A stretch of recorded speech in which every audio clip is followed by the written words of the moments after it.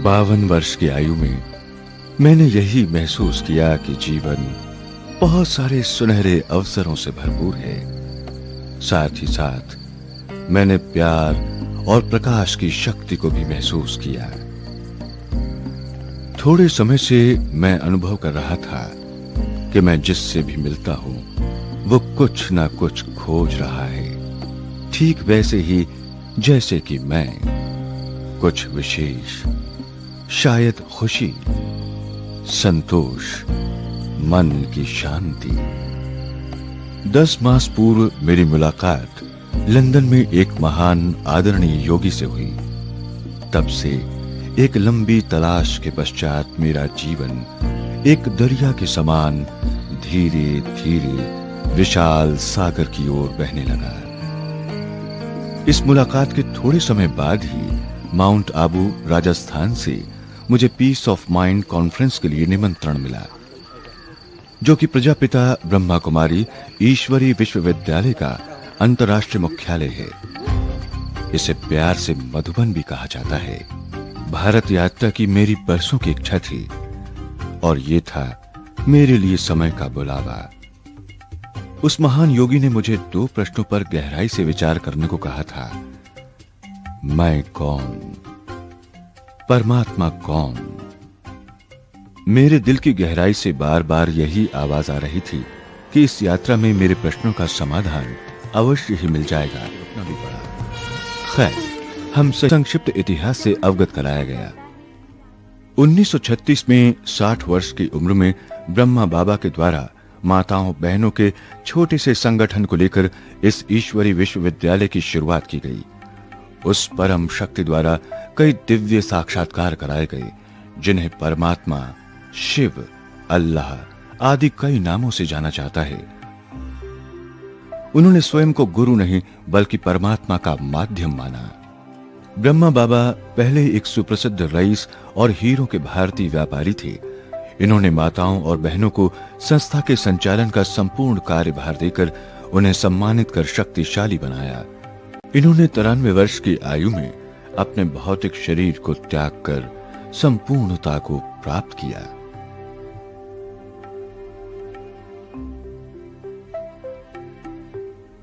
उनके अव्यक्त होने के बाद इस संस्था का विस्तार तीव्र गति से हुआ।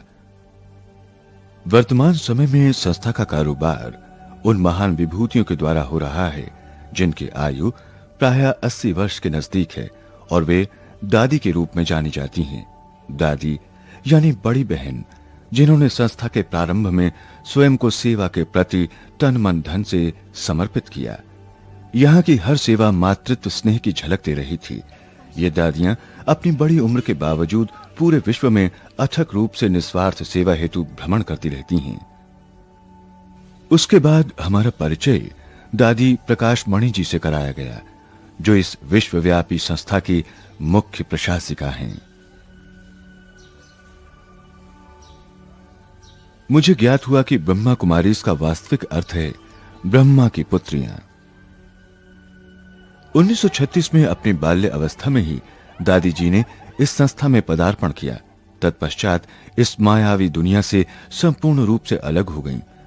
वे एक बहुत ही कुशल संचालिका के रूप में भी उभर कर सामने आईं। समग्र विश्व की राजनैतिक और आध्यात्मिक विभूतियों द्वारा उनको बहुत अधिक सम्मान प्राप्त है।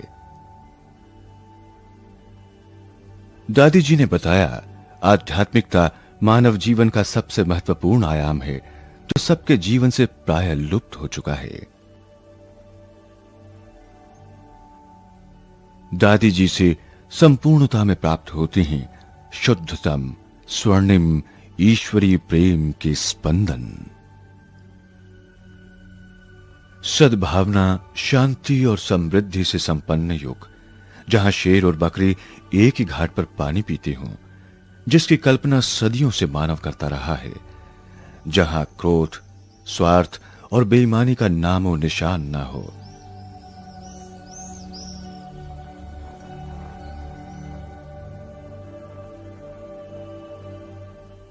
आध्यात्मिक सशक्तिकरण द्वारा ही मानवता का पुनरुत्थान संभव है।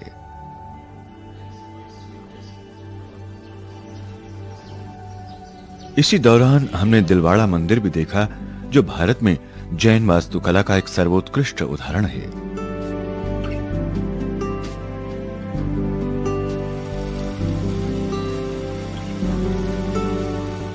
परिसर विहार के अंतर्गत ये देखकर मुझे बहुत आश्चर्य हुआ कि अत्यंत दुर्गम स्थान पर स्थित होते हुए भी यहाँ उच्च तकनीकी के साधन प्रचुर मात्रा में उपलब्ध हैं। यहाँ पर भोजन पकाने, पानी गर्म करने के लिए सौर ऊर्जा का प्रयोग किया जाता है। साथ ही साथ टेलीफोन एक्सचेंज, कंप्यूटर और आपातकालीन प्रकाश व्यवस्था के लिए भी विद्युत उत्पादन सौर ऊर्जा से ही होता है। मैंने इस बात पर भी गौर किया कि यहाँ पर भोजन भी परमात्मा की याद में ही रहकर बनाया जाता है, जहाँ शुद्ध रूप से शाकाहारी भोजन की व्यवस्था है।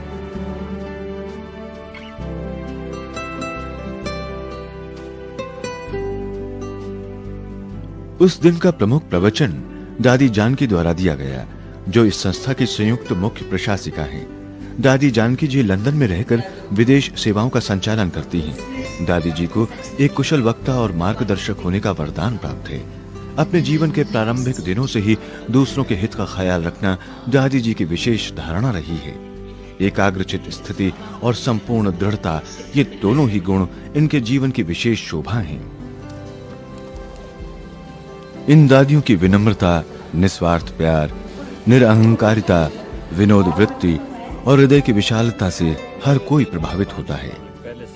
उनका अपना कुछ न होते हुए भी वो संसार को सब कुछ दे रही हैं। ये दादियां अपने कार्य चेहरे पर शिकन लाए बिना अथक रूप से करने के लिए विख्यात हैं। शायद ही ऐसा कोई प्रसंग होगा जब दादियों से भेंट के दौरान टोली अर्थात प्यार से निर्मित प्रसाद न प्राप्त हुआ हो। सिर्फ शरीर ही नहीं, मन एवं बुद्धि को भी रूहानी स्थिरता मिलती है। दृष्टि दो व्यक्तियों के बीच सरल वार्तालाप का माध्यम है, जिसके द्वारा दूसरी आत्मा के अंतर जगत को गहराई से देखा जा सकता है। हर एक रूहानी हस्ती में छुपी पवित्रता और प्रकाश की शक्ति और उसके सद्गुणों का दर्शन भी किया जा सकता है।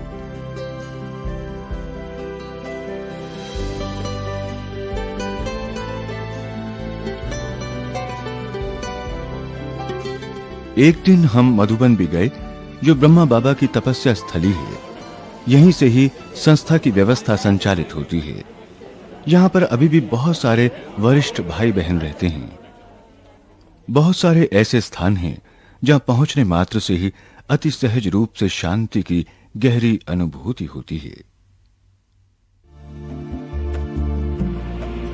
राजस्थान का पश्चिमी भाग, जहाँ पर लोगों के लिए अपनी मूलभूत आवश्यकताओं को प्राप्त कर पाना भी कठिन है। अधिकतर हिस्सा रेगिस्तान है और पानी की बहुत अधिक कमी है। शिक्षा का स्तर भी बहुत निम्न है।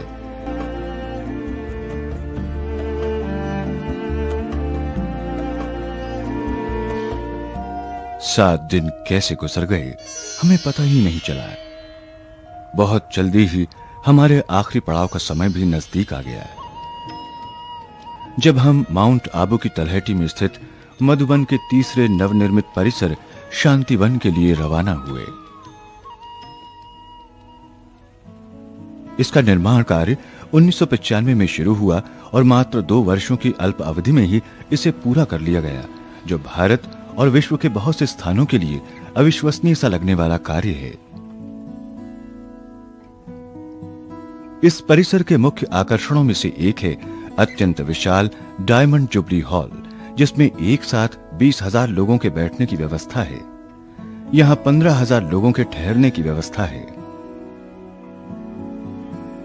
यहाँ पर विश्व का सबसे बड़ा सौर ऊर्जा से चलने वाला कुकर है, जो कि प्रतिदिन 35,000 से भी अधिक लोगों के लिए भोजन तैयार करने की क्षमता रखता है।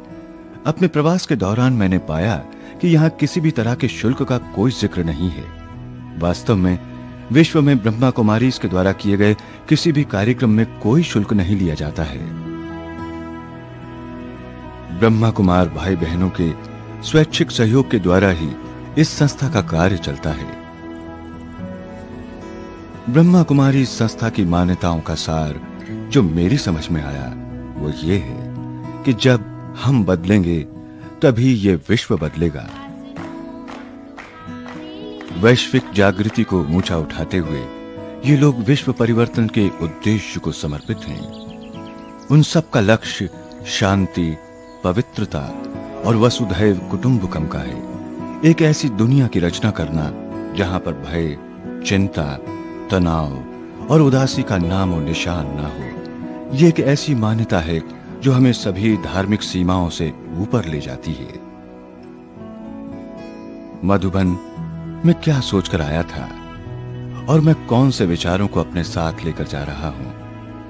मधुबन छोड़ने के बाद मैं इस उमंग, उत्साह और खुशी को अपने दैनिक जीवन में किस प्रकार जीवंत बनाए रख सकूंगा, मन ही मन यही योजना बना रहा हूं। इस राजयोग के अभ्यास द्वारा मैंने अपने इन शाश्वत प्रश्नों का हल पा लिया कि मैं कौन हूं और परमात्मा कौन है। मुझे ये बोध हो गया कि मैं एक आत्मा हूं, शरीर नहीं। मैं एक चैतन्य शक्ति हूं और भगवान भी एक चैतन्य परंतु परम शक्ति हैं। वे दिव्य ज्योति बिंदु स्वरूप हैं।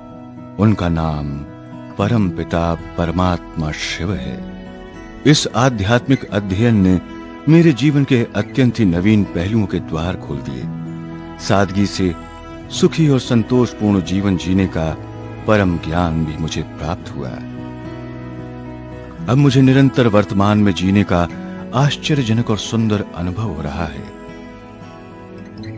मैंने इस बात को गहराई से समझ लिया है कि ब्रह्मा कुमारी इसका ये उद्देश्य कितना गहरा और विराट अर्थ रखता है कि जब मैं बदलूंगा तभी विश्व बदलेगा।